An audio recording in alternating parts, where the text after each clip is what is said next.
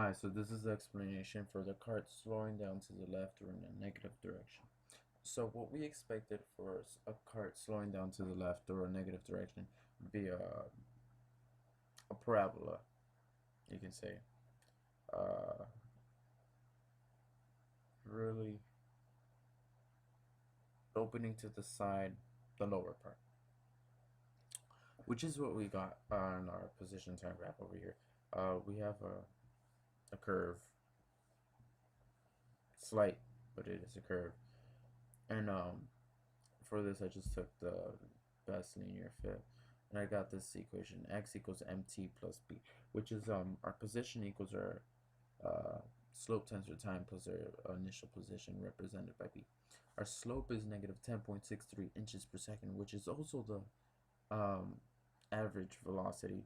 So our average velocity is negative, which I expected because our um, for a car to be slowing down in a negative direction, you have to have a negative velocity and a positive acceleration, which we did get, by the way.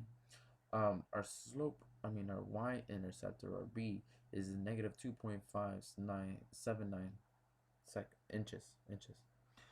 This means that at time equals 0, our car was negative 2.579 inches behind, 2.579 inches behind the point of origin, which we used to get these measurements.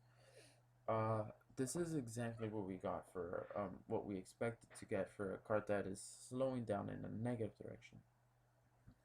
Let's move on to our velocity. Our velocity graph over here um, is pretty much what we wanted, except for this area right here. We messed up. We wanted a linear line that's approaching from a negative velocity to 0. Um, for this, we just took the best linear fit. We got v equals mt plus v. Our velocity equals our slope times time plus our v naught, which is represented by b. Our slope is 13.76 inches per second squared, which is our acceleration in other words. This makes sense because for to have a negative velocity and a positive acceleration, it means you're slowing down. And to have a negative velocity means you're slowing down to the left. Alright, so our b, or our b, which is our y-intercept, is negative 21.07 inches per second.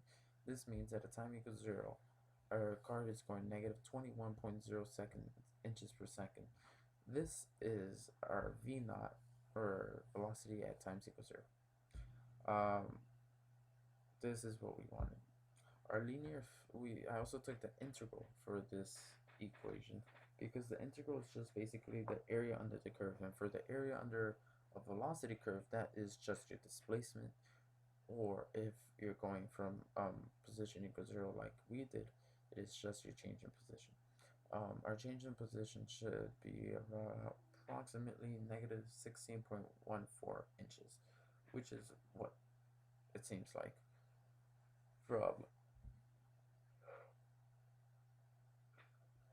from what we got over here on our position time curve, which we got was about negative 16 for final position, and it says that we started like at, oh yeah, 0. We started at 0, we ended up negative 16. It is our integral, or our displacement, since our initial position was at times equals 0, and it happened to be at position equals 0. And this is what we wanted, this is what we expected for a cart that is slowing down to the left.